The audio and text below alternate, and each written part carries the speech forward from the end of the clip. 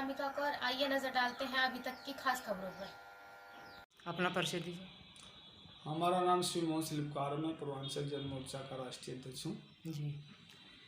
रामप्यारे यादव जो है आपके ऊपर गाली गलौज का आरोप लगाए। मुख्य बीच चौक पर बीते 29 तारीख को गाली गलौज हुई है आपके साथ, और पैसे का लेन देन कुछ है, मामला क्या है? मैं आप मीडिया बंधुओं से अपील करता हूँ और आग्रह भी करता हूँ कि उक्त व्यक्ति द्वारा जो मेरे ऊपर आरोप लगाया गया है, उसके आरोप से सिद्ध हो जाता है कि उसके सारे तथ्य जो है और आरोप निराधार है। मेन चौक जो आजमगढ़ का है, उसमें घटना का समय का जिक्र 6:30 बजे किया गया है।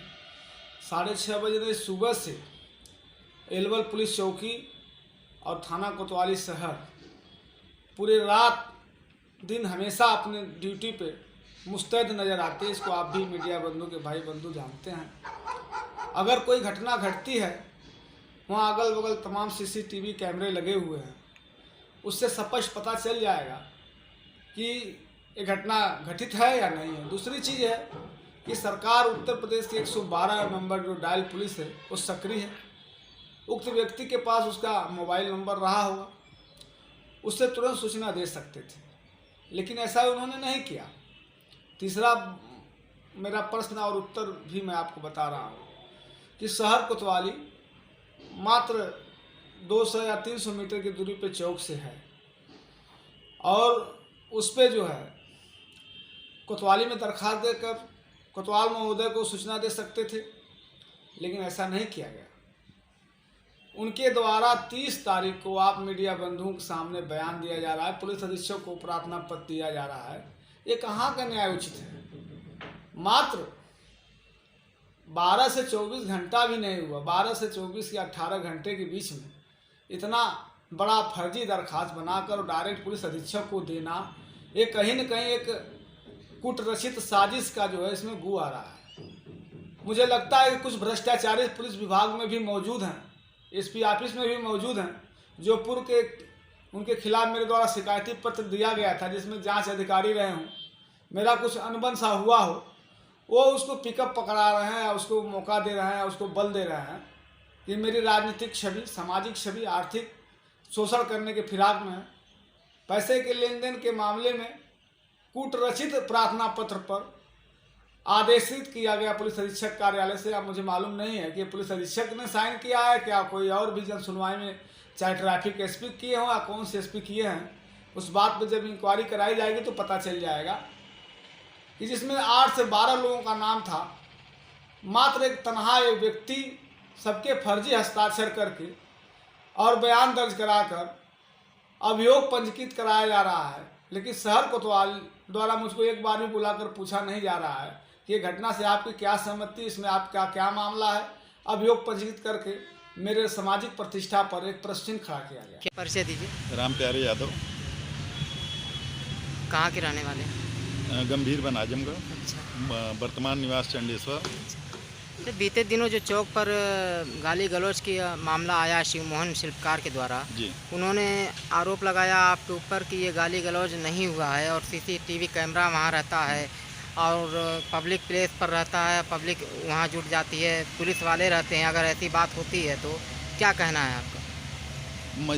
प्रदीप ट्रेडर्स नामक दुकान पर मैं बैठा था, मेरे साथ 3 व्यापारी और बैठे थे। तीनों व्यापारियों के सामने ये आए, तीनों व्यापारी उसमें गवाह हैं, तीनों व्यापारी इनके खिलाफ गवाही देने के लिए तैयार हैं। उन्होंने आए, अपनी गाड़ी खड़ा किए और गाली देते हुए घर सुबह चंडेश्वर वाले मेरे आवाज़ से मुझे गायब करने की धमकी देते हुए गाड़ी से चले गए। और रही बात सीसीटीवी फुटेज और 100 नंबर की, मैं उसमें यह कहना चाहता हूं कि मेरे द्वारा एसएसपी महोदय को इनकी द्वारा जो ज़मीन देने के लिए मुझसे पैसा लिया गया है, उसमें मैं एप्लीकेशन चूँकि एसपी महोदय को दिया गया था, तो मैंने सूचना देना एसपी साहब को ही उचित समझा। इसलिए मेरे द्वारा एसएसपी महोदय को अपनी पुनः सूचना दी गई कि इस पर इनके ऊपर एफआईआर दर्ज हो गए हैं, लेकिन कार्रवाई नहीं चल रही है और इनके द्वारा बार बार मुझको इस तरह प्रताड़ित किया जा रहा है, और न मेरे पैसे का भुगतान हुआ, न मुझे ज़मीन दिए।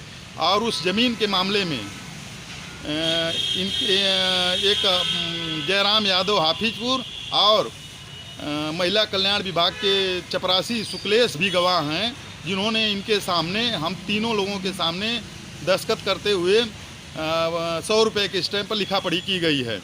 और रही बात जो इनके द्वारा ये आरोप लगाया गया था सूद ब्याज का, ये उसे पैसा न देने के लिए अलग अलग आरोप लोगों पर लगाते हैं। इसके पूर्व में भी इनके द्वारा जब लोगों का पैसा वापस करना होता है तो तमाम आरोप लगाते हैं, प्रत्यारोप करते हैं। इनका यह धंधा है, यह धंधा दलाली का धंधा बना के लोगों से पैसा लेते हैं और संबंध बनाते हैं।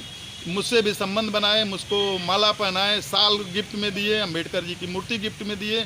जब ज़मीन दिखाए, पति पत्नी दोनों लोग जाकर ज़मीन दिखाए, ज़मीन का लिखा पड़ी हुई 22 दिसंबर 2021 को बैनामा करने की नियत तिथि दर्ज हुई। इनकी तमाम रिकॉर्डिंग मेरे पास है। अभी एक रिकॉर्डिंग इनके पास मेरी है जो इसमें इन्होंने कहा है कि अगस्त 2022 लास्ट तक पूरा पैसा पेमेंट कर दूंगा। क्योंकि इनका मेरा विवाद जून 22 में ही हो गया, वह रिकॉर्डिंग मैं आज भी रखा हुआ हूँ। जो इन्होंने मेरा पैसा वापस करने के लिए वादा किया है, वह सारी चीज़ें मैं एसएसपी साहब को प्रस्तुत करूंगा और माननीय न्यायालय में जो मुकदमा मेरा चल रहा है उसमें प्रस्तुत करूंगा। और यह पैसा नहीं देने की नीयत से यह सब रच रहे हैं। और रही बात सीसीटीवी फुटेज की, जिस व्यापारी के हम बैठे थे सीसीटीवी फुटेज नहीं था, वह तीनों व्यापारी गवाही देने के लिए तैयार हैं। और मामला एसएसपी साहब का था, इसलिए मैंने कोतवाली में न देकर एसएसपी महोदय को अपनी सूचना प्रस्तुत की।